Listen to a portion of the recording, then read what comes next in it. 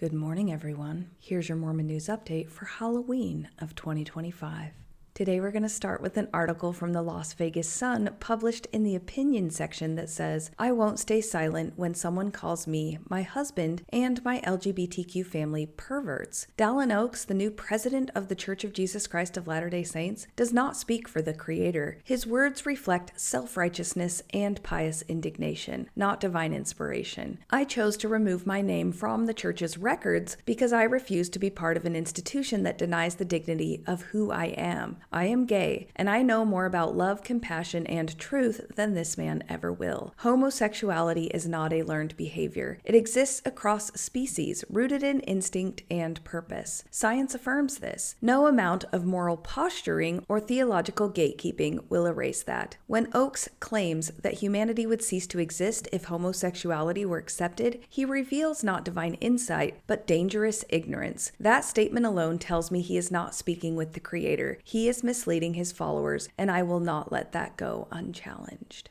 What a powerful statement of moral conviction and a forceful rejection of the church's stance on LGBTQ issues, specifically the rhetoric from Dallin Oaks. I actually recently read the aforementioned quote from Oaks after happening upon his 1984 paper titled "Principles to Govern Possible Public Statement on Legislation Affecting Rights of Homosexuals." I will link the PDF to that paper in the show notes, but would not recommend reading it like I did. It is a disgusting display of homophobia. The quote is on page 19 of the document and says, "One generation of homosexual marriages would depopulate a nation and, if sufficiently widespread, would extinguish its people. Our marriage laws should not abet national suicide." Let's discuss that just a little. Human existence depends on heterosexual reproduction, which is true. However, the prevalence of exclusive homosexuality in the human population is estimated to be relatively low, roughly 3 to 10%. The vast majority of the population remains heterosexual and reproduces. There is absolutely no scientific basis to suggest that the acceptance or practice of homosexuality by a minority of the population threatens the continuation of the human species. Oaks' claim relies on an ecological fallacy, the illogical jump that the acceptance of a non-reproductive minority lifestyle will lead to the complete cessation of reproduction by the reproductive majority. From an evolutionary standpoint, the presence of homosexuality across numerous species suggests it may serve various social or evolutionary purposes that do not preclude the species' survival. The core scientific flaw in Oaks' position is the exaggeration of demographic threat. The claim that acceptance of homosexuality poses an existential threat to humanity is a rhetorical scare tactic, not a biological prediction. It reveals a desire to enforce a strict definition of family and sexuality based on dogma, unsupported by science or evolutionary biology.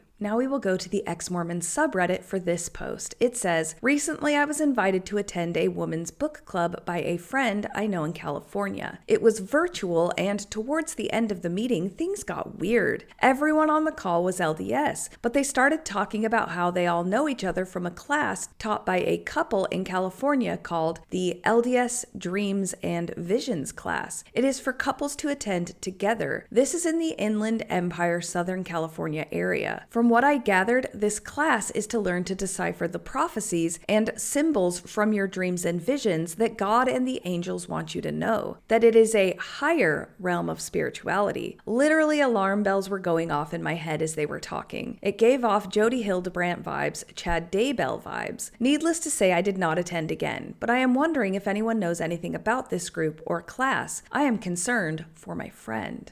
I dug for quite some time, and I couldn't find any more information about this particular group, but its existence does not surprise me. During my deep dive, I did happen upon an episode of Ward Radio, though, with the title "The Power of Dreams." In it, they interview a convert, Dave, and have him tell his conversion story. Let's listen to a little bit of it and discuss. When I turned 13, though, I'm in middle school, and I am hanging out with one of my best friends. We're literally building Legos. He has on his nightstand a little pamphlet, and I open it up, and it's a comic strip of a guy that's trying to convince another guy to take a look at the light. And the whole strip, the guy was just stubborn, the one that was looking off into the darkness. And so the guy from the light just kind of says, I'm going to go get closer. And the guy from the darkness is like, I've been looking this direction for like 40 years. Why would I ever change? And then he realizes that it's been 40 years and he's seen nothing. And so he's like, well, I'm going to take a peek and see what this is all about. And then he becomes the guy that tries to convince someone else to look at the beautiful light. I'm just looking at this pamphlet. I'm like asking my friend, what's this all mean? And so he basically says, if you ask God into your heart, you'll be saved. This is a great beginning to Dave's story. It actually made me laugh because the pamphlet, despite its clear intention to encourage Christian conversion, could absolutely be interpreted as encouraging an open mind and challenging an established worldview, thereby providing a framework that could be used to leave a current religion, including Mormonism. I go home, though, just thinking about what he was saying, and I'm walking the path I usually go, and I'm like, I'm going to try this out and see if there's any truth to this. So I'm literally like applying Alma's words, taking the seed, and I'm testing it. So that night, and again, I've never heard of the Book of Mormon still at this point. When I get home, I'm in my bed, and I'm looking up, and I'm like, you know what? If there's a God, I'm going to get an answer. If there's not a God, I'm not going to get an answer. And I'm like, okay, well, let's go ahead and see what this is like. So I don't know where these words came from, but I literally said, God, I want to know what it's like to have the Lord a part of my life. And as soon as I finished with that word, I end up falling asleep and I have a dream. Dave's simple approach, dismissing the need for complex theology, is highly effective from a psychological standpoint. By stripping the process down to a simple binary position, Dave removes the intellectual roadblocks and shame that often accompany religious doubt. His focus on feeling and experience rather than doctrine or belief maximizes the likelihood of a subjective spiritual or psychological response. The desire for the experience itself becomes the catalyst. The immediate transition from the prayer to the dream is the fulfillment of the spiritual experiment, validating the process for Dave through a subjective experience. A dream is a highly personal, internal, and non-falsifiable form of evidence. It perfectly satisfies the subjective test laid out, becoming a powerful foundational personal testimony that this works. And in my dream, I'm in the sky and it's like ambient, like sunset, and there's huge thunderclouds right next to me, but it's so peaceful. And I see this huge figure that's like a Hershey kiss on the top, a cylinder in the middle, and a Hershey kiss on the bottom. And in the center where the cylinder is a handle. There's 4 handles all around this cylinder, and then there's spheres, 4 spheres all in between each handle. It's like rotating. Okay, just up in the sky. I'm just like, okay, I'm this little person, and there's this huge figure right in front of me. Yeah. Okay. Then I see this object. The first object I see is like 2 pillars and a triangle on top of it. After I saw that, then I saw it rotating around this object. The second thing I saw is this like a toy horse. And then then I see that along with the first object rotating around this object. And then the last thing I saw was this blob. That totally doesn't make sense. And then I see that rotating around with it. All 3 of these things are rotating around this huge figure. And as I'm telling you this, I just realized how crazy it sounds. After I witness all these things, I then feel this warm, tingling sensation that just starts in my heart and it spreads throughout my body. And I'm feeling love, joy, and peace immensely. Like, it's epic. It's the power of God I'm literally feeling. And so I wake up with tears in my eyes and I'm just like, holy crap, God is real. Wow. Okay. Whoa. I'm guessing it was more about the feeling than the actual things he saw. As far as I understand science, though, during REM sleep, the brainstem sends random electrical signals to the cortex. The cortex, striving to make sense of this random input, synthesizes the signals into a story or narrative. Because Dave recently had a powerful emotional experience tied to a spiritual query, his brain used this emotion and expectation as the primary filter for the synthesis of the random dream. The result was a highly emotional, vivid narrative to explain the unusual images that the cortex happened to generate. Dave's mind was simply taking random bits of information and forcing them into a meaningful story that validated his recent spiritual experience. That is not to say that his experience was not real to him. The brain is biologically wired to seek meaning, and in a moment of such high emotional stakes, it will always prioritize making sense of the chaos. His mind essentially handed him the perfect symbolic answer to his question. making the experience psychologically real and foundationally powerful to him. I start trying to figure out what's this all mean and what's this all about. I go visit my grandfather, and there's this Christian kid at the pool. For some reason, I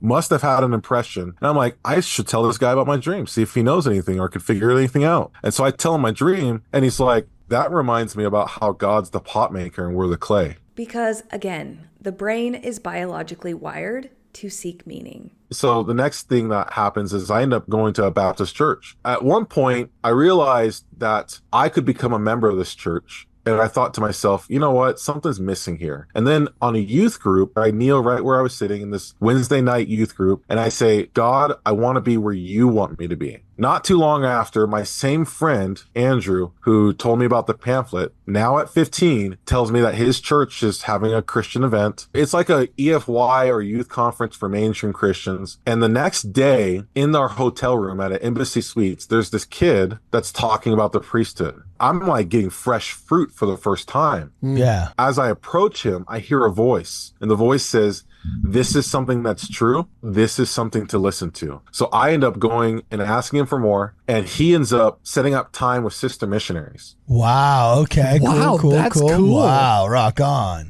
The early part of Dave's story establishes a powerful validation loop that drives his entire search. He constantly uses external affirmation to interpret subjective experiences, setting a precedent that if a spiritual experience feels correct and is affirmed by a seemingly random external source, it must be the true path. The core of Dave's journey isn't a uniquely Mormon phenomenon. It's a universal human pattern of meaning-making. The feeling of synchronicity is deeply satisfying to the human mind. People outside of Mormonism, people who have left it, and people within it constantly experience these random convergences and interpret them as proof that their current direction is divinely blessed. This is why similar life-changing stories are told across all belief systems. The mind's ability to find and affirm patterns, especially in emotionally charged moments, is the ultimate validation tool, regardless of the truth claim being made. The feeling of certainty is what's real, and the narrative used to explain it is often just the most convenient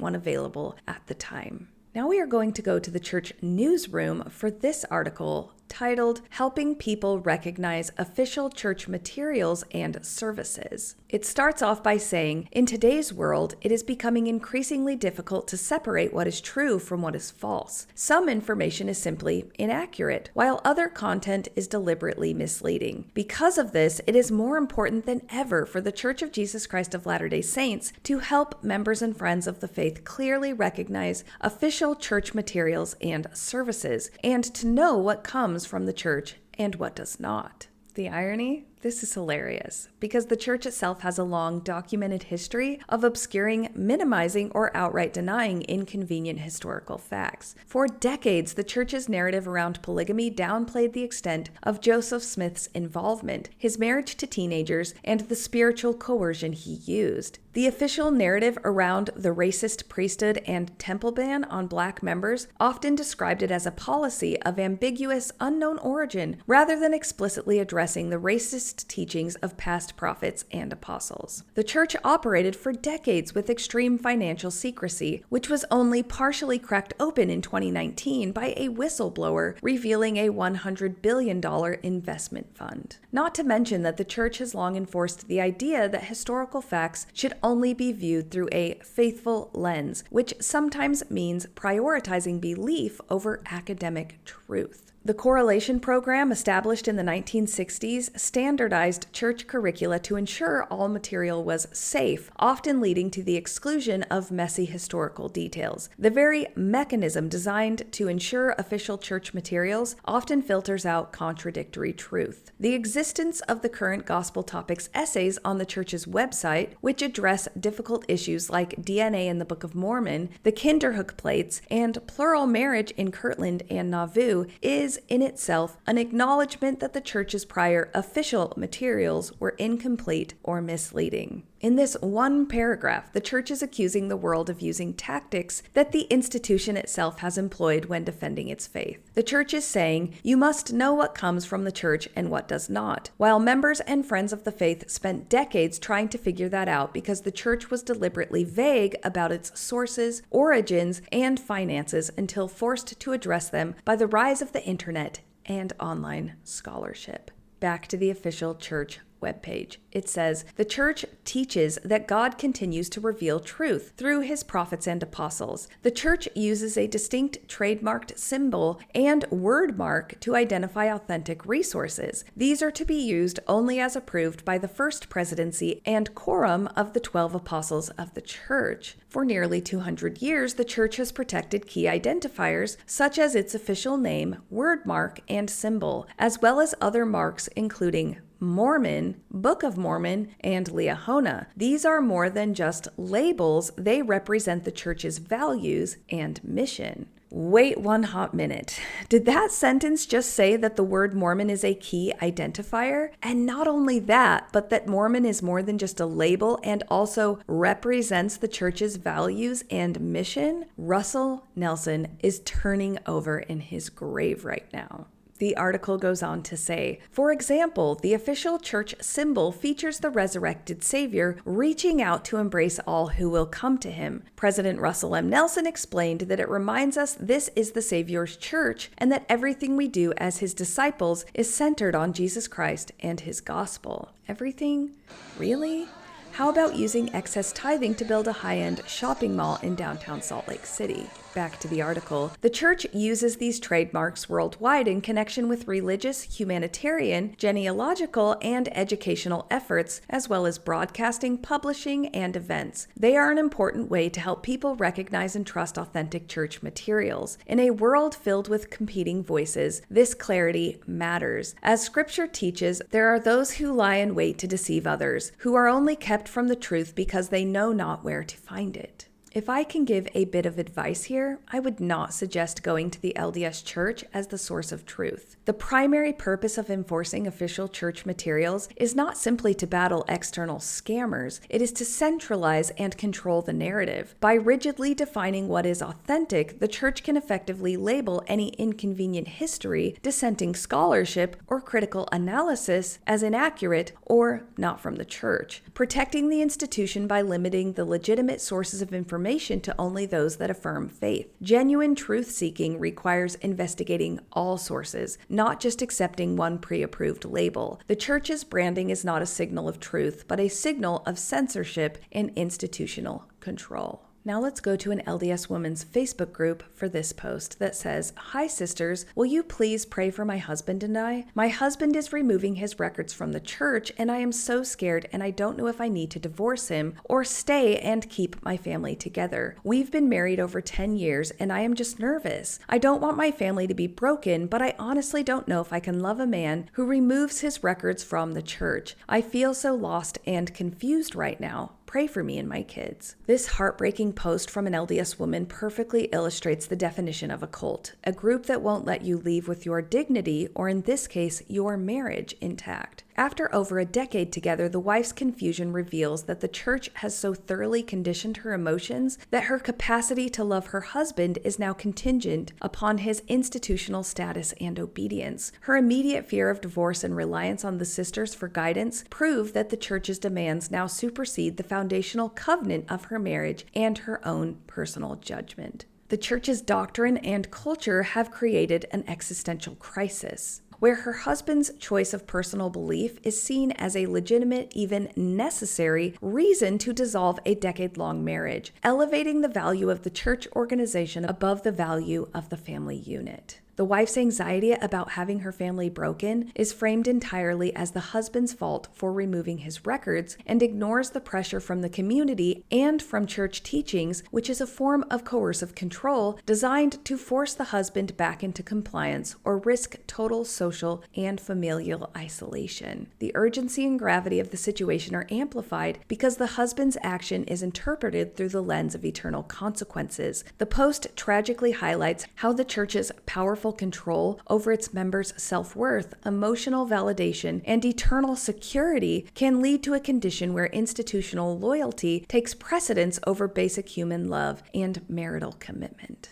And this is how one person responded. There are so many valid reasons for getting a divorce from someone who chooses to leave the church with this kind of finality, but that's definitely up to the original poster to decide where her line is, taking into account what behaviors are happening in tandem, not least of which she may want a marriage based on shared values and faith, and with someone who not only supports her, but is working with her to live a life and raise children in that faith and on that path, keeping and living covenants together. When someone goes so far as to take their name off the records, they're generally not anywhere near on the same page as you. It's a lot more toxic of a situation than you think, and from what I've experienced and seen from the families I've connected with, the one who has left often causes a ton of contention, rifting, and painful experiences in the marriage, while the one who stayed in the church is trying their best to just keep things together. This response is dangerously problematic because it validates marital failure based solely on a bureaucratic status change, thereby reinforcing the high control mechanisms that drove the wife's initial fear. The commenter offers religious incompatibility as a pre-approved, valid reason for divorce, essentially giving the wife a religious permission slip to discard her decade-long covenant. By framing the husband's finality as the primary offense, the response completely ignores the church's foundational role in making this personal choice the terminal point of the marriage itself. The insistence that a marriage must be sustained by absolute shared faith and activity tragically dismisses the possibility of a successful, mature relationship built on mutual respect, tolerance, and separate spiritual paths. This black and white mandate for spiritual uniformity as the only definition of a successful family is exactly why this scenario is so common in the church. The institution teaches that its covenants and eternal plan are non-negotiable, and when a spouse leaves, the remaining partner is often forced to choose between the eternal safety promised by the church and the earthly love of their spouse, creating thousands of preventable, painful divorces